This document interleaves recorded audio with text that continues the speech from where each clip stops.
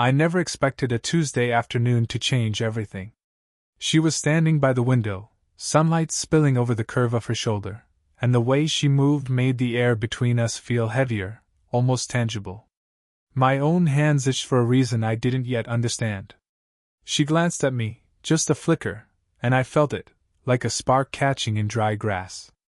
Her name was Anjali, though I'd learned it only recently. There was something in the calm confidence of her posture that made her impossible to ignore. She leaned slightly against the edge of the counter, the kind of graceful ease that suggested a life well lived and 1,000 stories unspoken. I, on the other hand, had the awkward energy of someone trying not to stumble on invisible lines. I watched her, memorizing the way her fingers lingered over the smooth surface of the table, how the sunlight caught in her hair, turning strands to molten gold. I was Arjun, 22, though the number seemed almost meaningless here. With her, age didn't feel like a barrier, it felt like a secret current, pulling me closer despite every cautionary thought.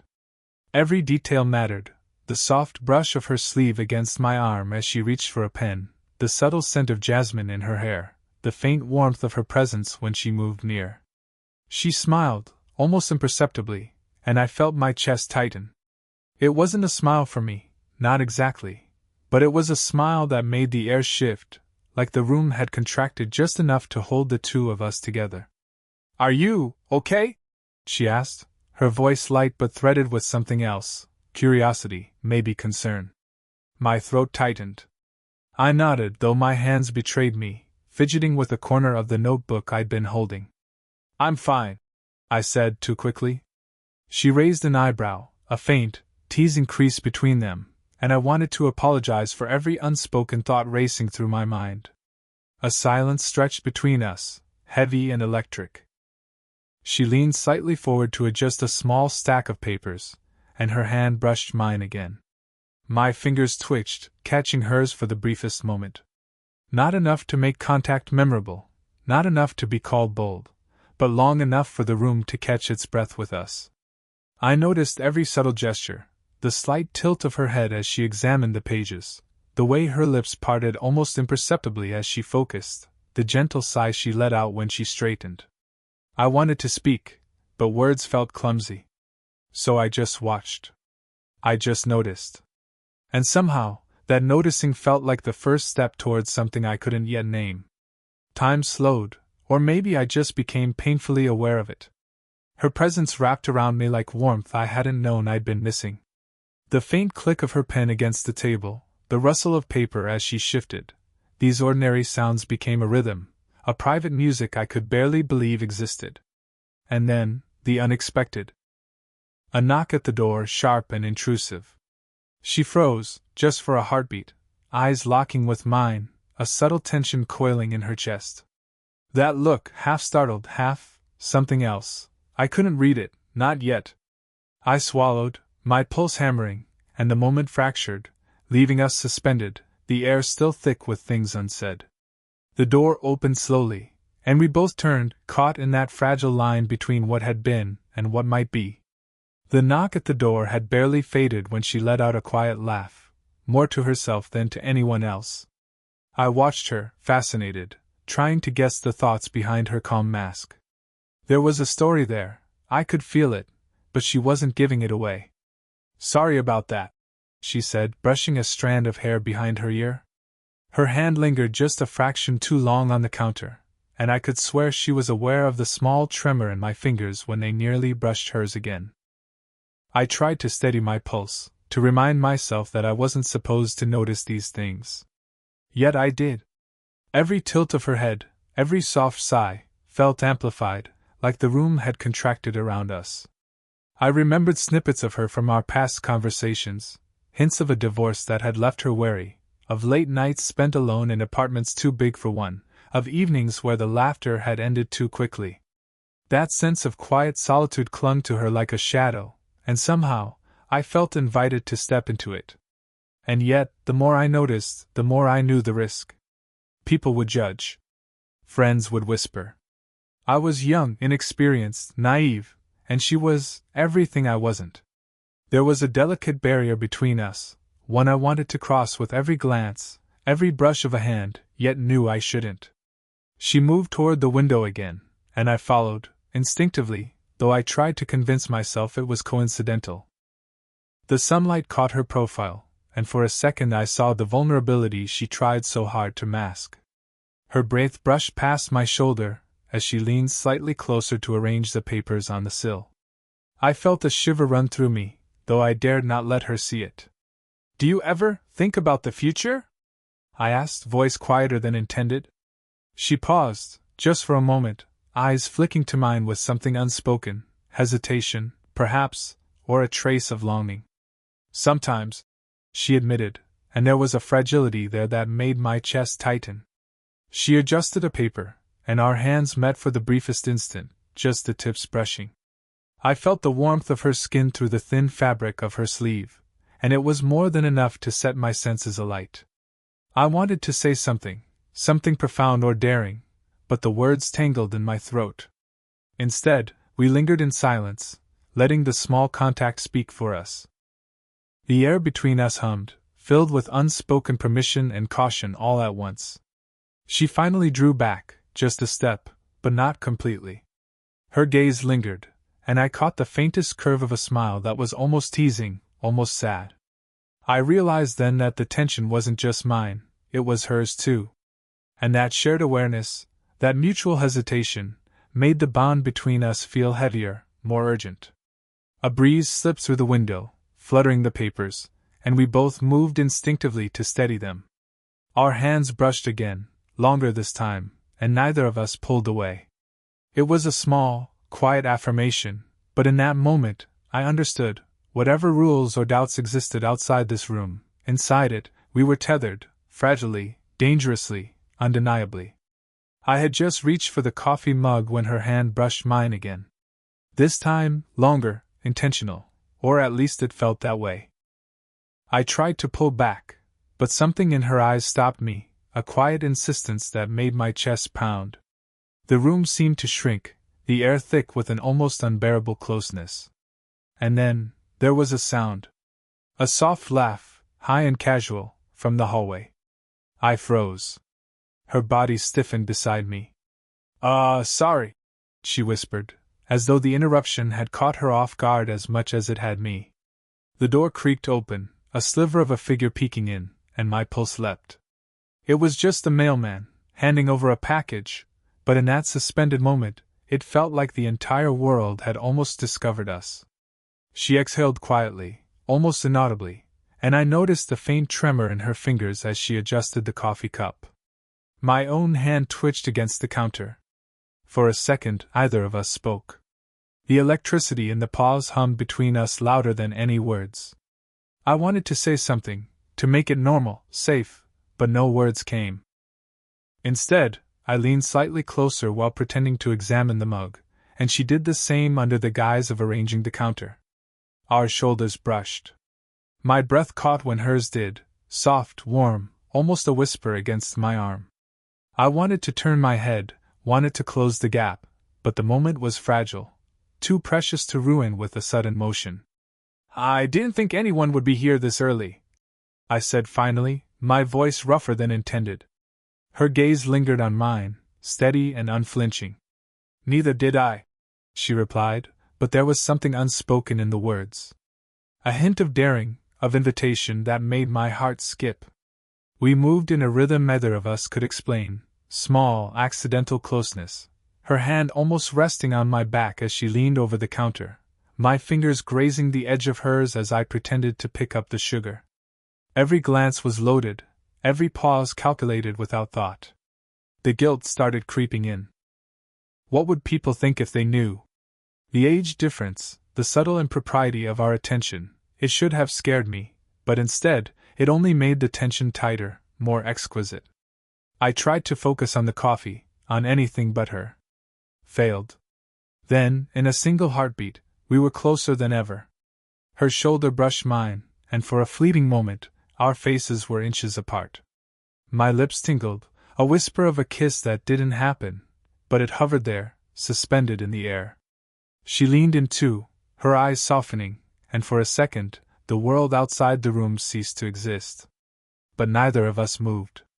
We held the moment, trembling on the edge of confession, of surrender, of something neither of us was ready to name. The silence roared louder than the door knock, louder than any words could. And then she exhaled, just enough to break the spell. Our eyes met, a shared acknowledgement of the storm building between us.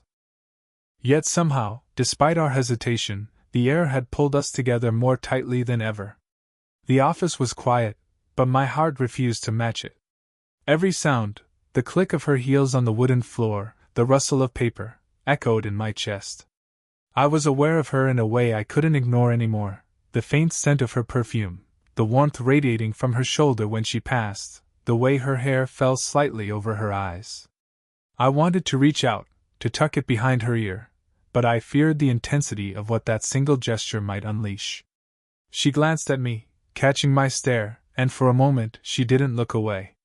The silence stretched, and I realized I couldn't hold it in any longer. I can't stop thinking about you, I admitted, my voice low, almost unsteady. Even when I try. Her breath caught. A tiny intake, barely audible, but enough for me to know she'd heard every tremor in my words. She looked down, biting her lower lip, and I wanted to reach for her, to tilt her chin up and erase the hesitation in her eyes. But I stayed frozen, afraid that any sudden motion might shatter the fragile thread holding us here. Arjun. Her voice was soft, almost breaking, and she didn't finish. The words hung in the air like smoke, tantalizing and dangerous. I stepped closer, careful, deliberate. My hand hovered near her hair, as if by instinct, and then slowly tucked a loose strand behind her ear. Her skin was warm beneath my fingers, and the subtle tremble of her shoulder against mine made my pulse spike. I could feel her leaning, just slightly, into the contact. For a moment, it felt like time had stopped. The world outside this room, outside this fragile connection, ceased to exist. I could hear every breath, every tiny shift in her posture, and it was intoxicating, terrifying. "You know this is complicated," she whispered, her voice quivering between warning and invitation. "I don't care," I murmured, letting my lips hover near the shell of her ear. The heat of my breath brushed her skin, sending a shiver through both of us. "I don't care about anything except this, now." Her eyes fluttered closed, a quiet surrender I hadn't expected. And yet, as I leaned in, the unspoken rules, the age difference, the consequences of our attraction, it all clawed at the edges of my mind. But the magnetic pull between us was stronger than reason. I could almost feel the brush of our lips, almost taste the electricity suspended in the air. Her hand lifted slightly, hovering near my chest, unsure, hesitant yet yearning. My own hands shook, caught between desire and restraint, needing to cross that line but fearing the irreversible moment. And then, a sudden noise from the hallway shattered the spell. A door opening, a distant voice calling someone's name. We froze, faces inches apart, breaths mingling. The world intruded, but the closeness remained, taut and trembling. I wanted to close the distance, wanted to taste the moment that had been building for weeks. She wanted the same, I could see it in the taut line of her jaw, in the faint quiver of her hands. And yet, we stayed there, suspended, on the edge, on the brink, a heartbeat from the point of no return.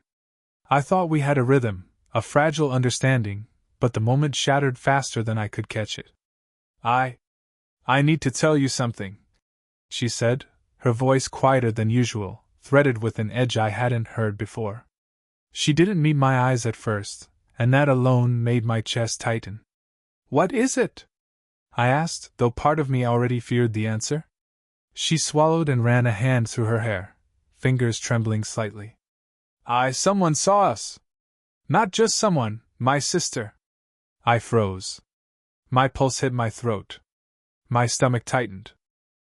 "Saw us?" I repeated, my voice hoarse, almost disbelieving. "Yes," she admitted, finally looking at me. Her eyes were wide, vulnerable, and that vulnerability, so rarely shown, made my heart clench. "She called me. She knows, she thinks." Her words stopped, caught in the weight of everything left unsaid. I stepped closer, instinctively, but she took a tiny step back. Not fully, just enough to let me notice the tension in her posture, the way her chest rose and fell faster than before.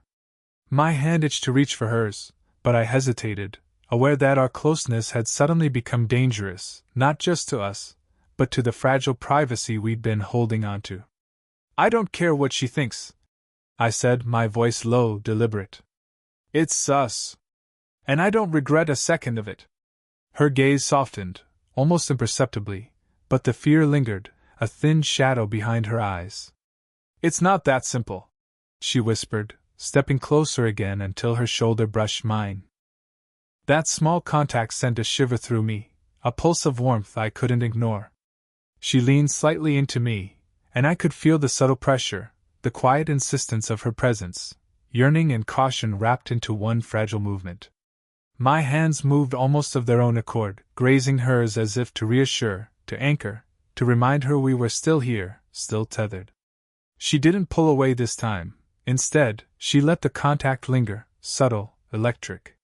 My chest tightened, the desire coiling inside me, sharp and impossible to ignore. "And yet," she said, voice barely above a whisper, "I don't know if I can stay in this line. It's reckless." "Then we'll be reckless together," I murmured, pressing a little closer, letting my forehead brush against hers. Her breath hitched, a delicate sound that made my pulse race. "Whatever happens, whatever anyone thinks, we won't look back." For a moment, she was still, letting the nearness exist without retreating. The tension between fear and desire hung in the air, thick and almost unbearable. I could feel her heartbeat against mine, rapid and uncertain, yet somehow matching my own. And then she tilted her head slightly, just enough for our lips to hover near each other, a breath away from crossing the point of no return. The decision loomed between us: stay frozen in this suspended desire, or surrender and risk everything. The room felt smaller now, charged with every unspoken word we'd ever shared.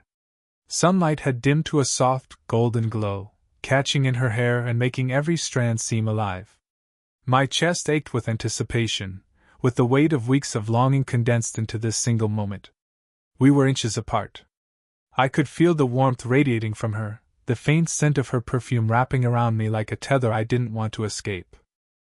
My hands hovered near her arms, unsure whether to steady or claim, and she mirrored me, fingers trembling slightly as if our closeness alone had become too much to bear. "I shouldn't," she whispered, voice fragile, laced with warning and desire all at once. "Don't," I murmured, leaning just a fraction closer. My lips brushed the edge of her hair, warm and real. "Don't think. Not now." Her eyes searched mine, revealing the layers she usually hid, the caution, the regret, the longing. It was messy, human, and entirely magnetic. The tilt of her head, the way her lips parted slightly, the quiver in her breath, it all screamed surrender, yet her restraint was still there, delicate but stubborn. I reached slowly, brushing my fingers along the curve of her jaw, a ghost of a touch that made her shiver. She inhaled sharply, leaning just enough that our bodies aligned, chest to chest, yet she didn't close the final distance. That hesitation made the tension unbearable. I could feel her heartbeat, rapid and uneven, matching my own in a rhythm that was impossible to ignore. "I'm afraid," she admitted softly, the word a fragile confession. "I know," I whispered, pressing my forehead gently against hers. "But I can't let this moment pass without trying. Not now. Not ever." Her breath hitched. Fingers trembled as they brushed against mine, a silent question: do we dare? The world outside, the judgment, the whispers, the impossibilities, faded into irrelevance. It was just us, suspended on the edge of something we both had wanted but had never dared fully to name. And then, finally, the surrender. She tilted her head, lips just shy of mine, eyes fluttering closed in trust and daring. I closed the last fraction of the distance, letting our lips meet in a kiss that was tentative, messy, real. It wasn't perfect, it was human. Electric and trembling, full of hesitation and desire all at once.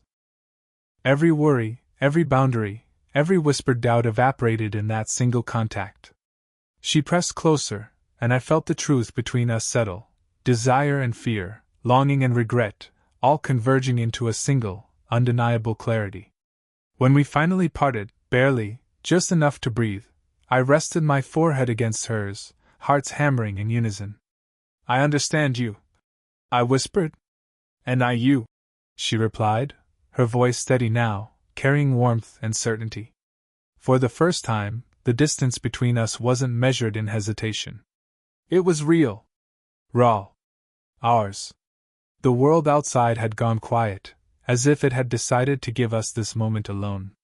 We sat side by side on the edge of the sofa, shoulders touching, fingers brushing until finally, slowly, intentionally, they intertwined. The simple warmth of her hand in mine felt like a home I didn't know I'd been searching for. "I was so scared," she admitted, resting her head lightly against my shoulder. Her hair tickled my neck, and I shivered, not from cold, but from the closeness, the intimacy that had grown between us in such a short time. "I know," I murmured, pressing my lips gently against the top of her head. "I was too. Every day, wondering if we, would ever be possible." She tilted her head up slightly, meeting my gaze. Her eyes softened, free of hesitation now, and there was a quiet strength in them that made my chest ache. "It's possible," she whispered. "With us, I think it really is." The age gap, the whispered doubts, the fears of judgment, they didn't vanish entirely, but in that room, in that shared space, they felt smaller, almost insignificant. What mattered was here, now, between us. I felt her hand tighten around mine, a subtle affirmation, and I let myself relax into the sensation, into her presence. We leaned closer together, foreheads touching lightly, sharing breaths in a rhythm that felt familiar and new all at once. The tension that had pulled at us for weeks melted into something soft, something steady. There was no rush, no grand declarations, just the quiet, human truth of being together. "You feel right?" I said quietly, almost to myself. "I feel the same," she replied. A small smile curved her lips, tender and knowing. "Messy, human, but right." I brushed my thumb along the back of her hand, memorizing the gentle warmth, the way her skin moved under my touch. She leaned into me, shoulders and head pressed lightly against mine, and it felt like the first time I truly exhaled in months. We stayed like that, simply existing together, letting the closeness settle without words. There was a sensuality in that quietness, a trust, a surrender, a recognition that we had navigated fear, desire, and hesitation to arrive at this simple, honest moment. Finally, I pressed a gentle kiss to her temple, long and lingering, and she leaned into it, letting herself feel the warmth of it. Our hands remained entwined, our bodies close, hearts finally in sync. The world outside could wait. This was ours, fragile and real, and enough. And as we pulled back slightly, just enough to meet each other's gaze, I knew we had crossed the line from longing to presence, from hesitation to acceptance.